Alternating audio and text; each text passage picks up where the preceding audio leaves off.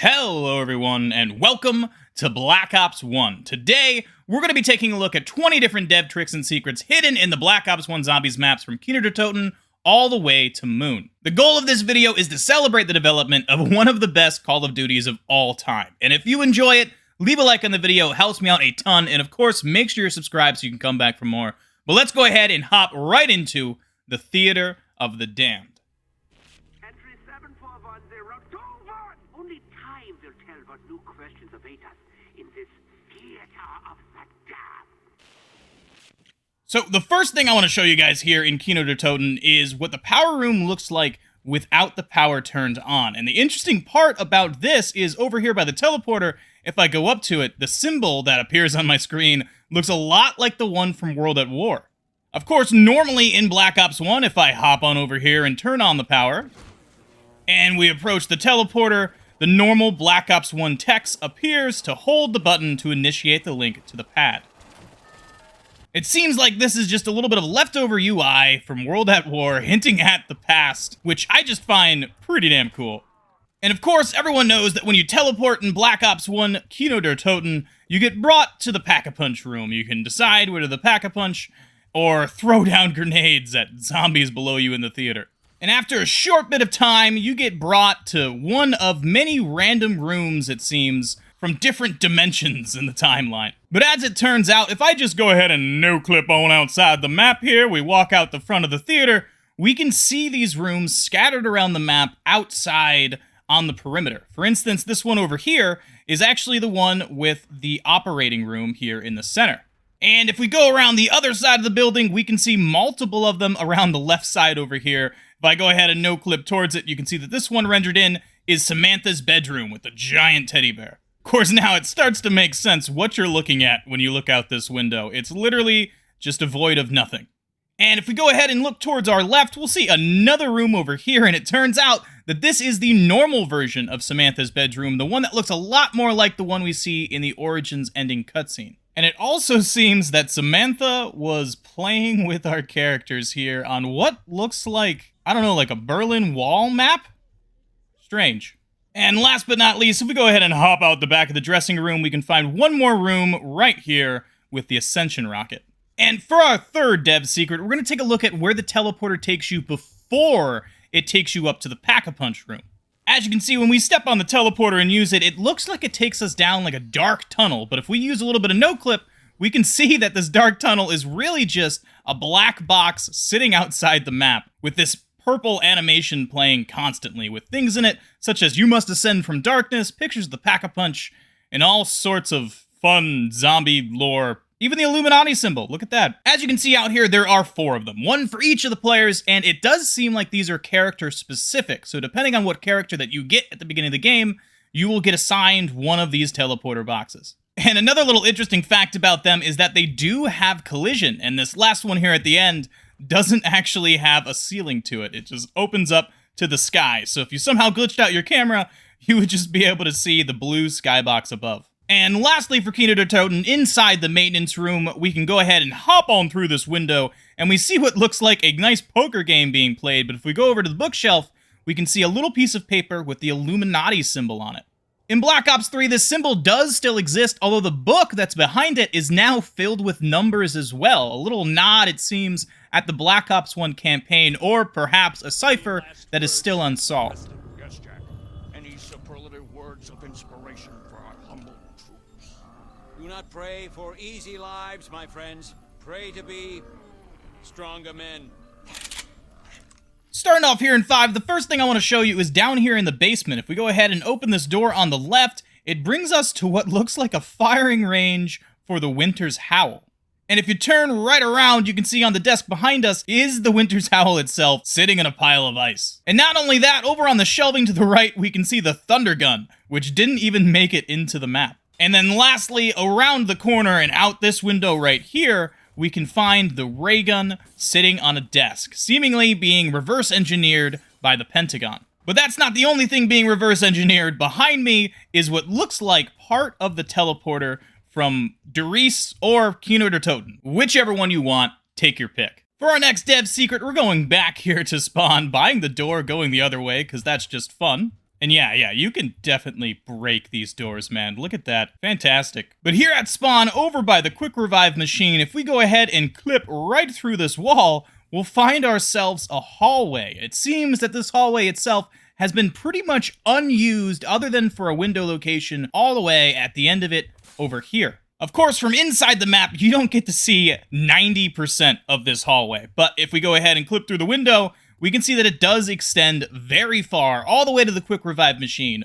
Almost like the devs were planning on an alternate route out of spawn that never ended up happening. And before you say that this is just some leftover assets from the campaign, it turns out in the campaign mission USDD, none of this area existed. This whole right side of spawn was just closed off, and there was nothing made for it. And on top of that, behind these doors, there's even what looks like unused window locations, where zombies could have spawned and come on out at what would have been a playable area. And our last dev secret for 5 is hiding right here in this hallway. As we can see, the nameplate Germany is right above this door here.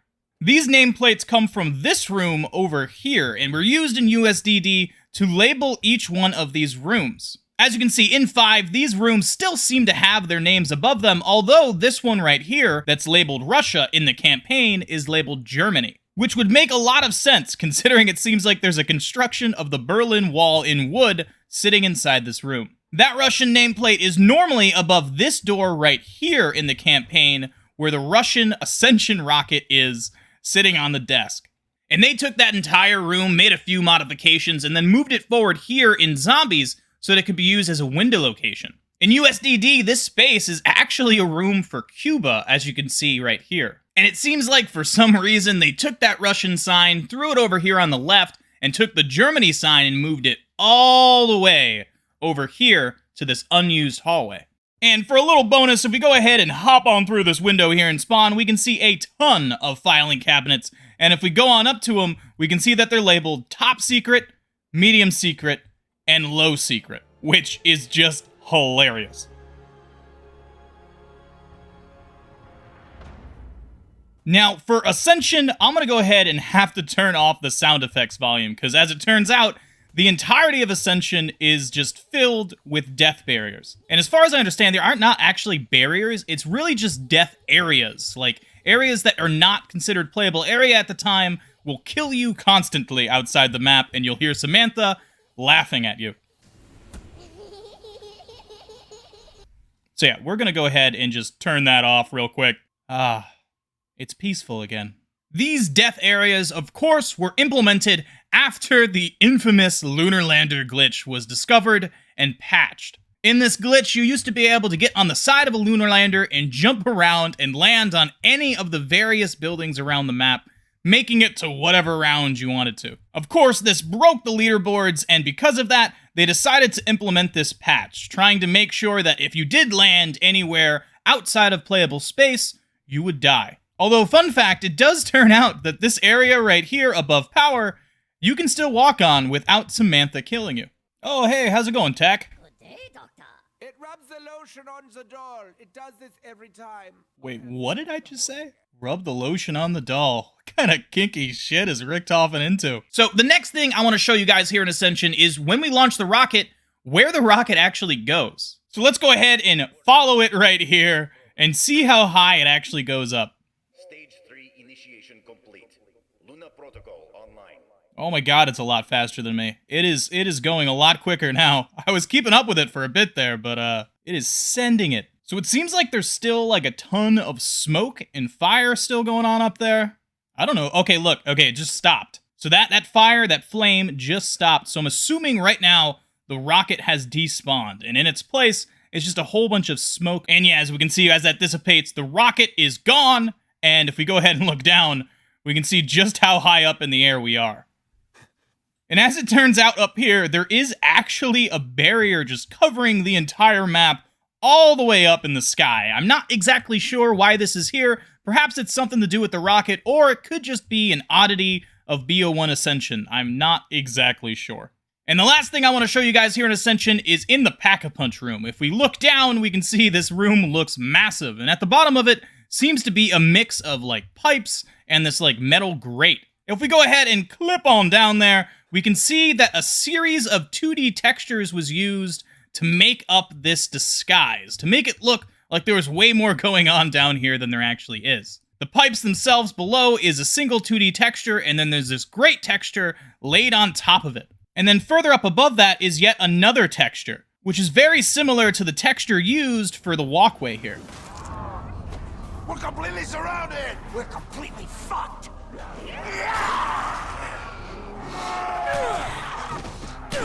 Are you girls kidding me? I've been praying for this shit! Come on! First of all, Call the Dead has a ton of fog, so let's go ahead and just get rid of that real quick. R_fog 0. Oh, wait, that didn't work. R_fog_disable 1. There we go. That one did work. But yeah, here is a look at Call the Dead without fog, and honestly, it looks fantastic. I really do think that this map looks way better without the fog.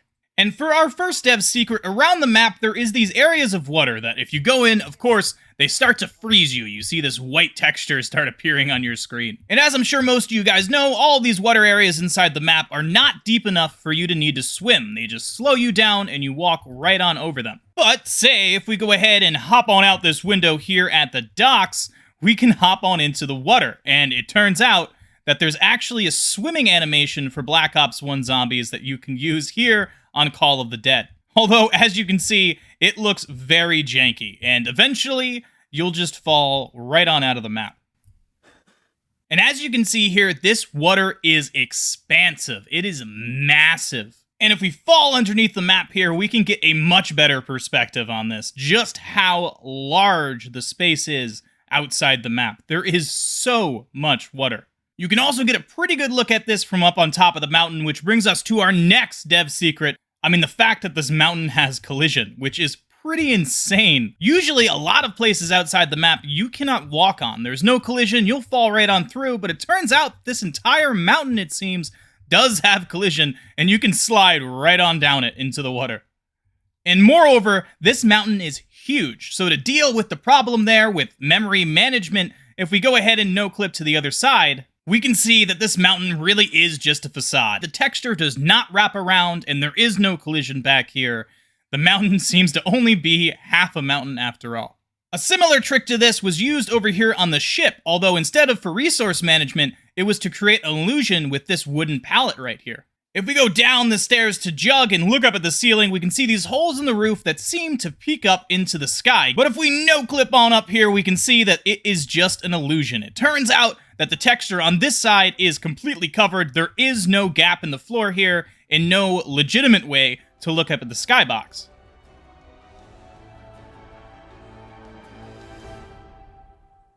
Now, the first thing I want to show you guys here in Shangri-La is right over here in this mud room, where these walls seem to pop out of the ceiling and come on down at you, paving you a path through the mud.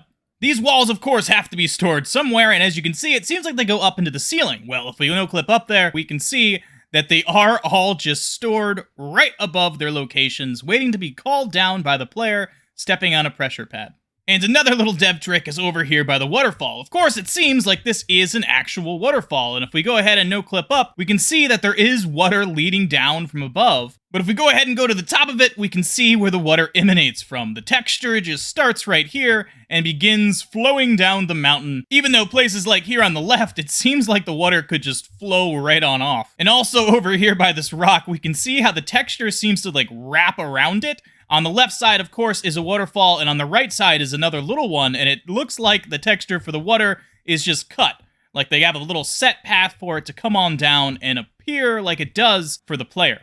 And for our last dev trick here in Shang, if we look where this waterfall leads to, it looks like there is an expansive land out there, seemingly connected to the map. But if we go ahead and no-clip down there, of course, we can see that, yeah, there is a lot going on, but if we turn around, we can see that it isn't connected to the map whatsoever. It is a completely separate texture, but it does have a little river here. And as you can see, it passes a whole bunch of low poly trees and low poly textures and ends all the way over here.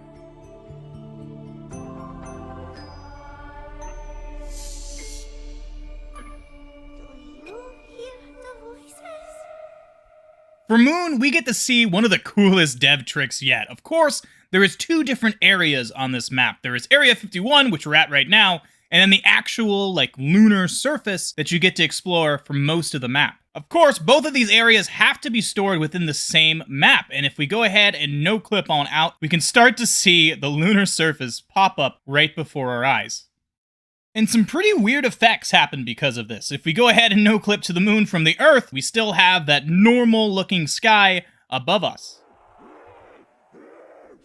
And of course, if we go ahead and teleport, the skybox will change. We can see the Milky Way above us, as well as Earth. And if we no-clip all the way back to Area 51, we can see that the skybox does not change, and the Earth is still floating there right above us. And something else that's pretty cool about this Earth here in the sky, it is indeed an actual 2D object floating out there in space. It is not part of the skybox. This means, of course, with a whole lot of patience, we can no-clip all the way to Earth.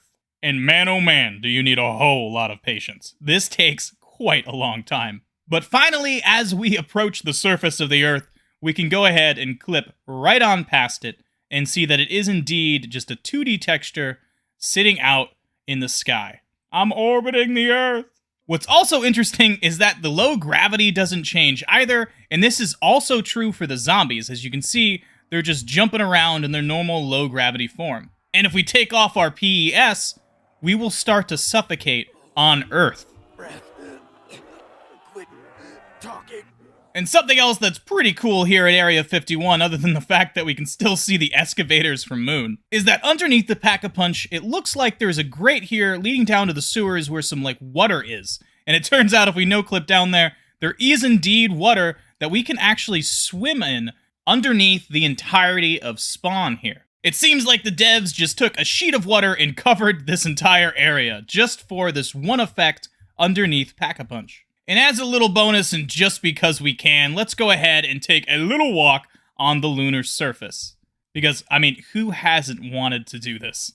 It is freaking awesome, dude. One small step for man, one giant leap for the zombies community. Well, I hope you guys enjoyed this video, and if you did, leave a like on it. It means a ton to me, and of course, make sure you're subscribed so you can come back for more. I would really like to do more videos like this. There is a ton of hidden dev tricks and secrets that we can cover in a little bit more of a compact manner as opposed to the way that we do it in Outside. If you want to watch more of my content, click one of the videos on screen, but if not, I'll catch you in the next one. Stay awesome, and peace out.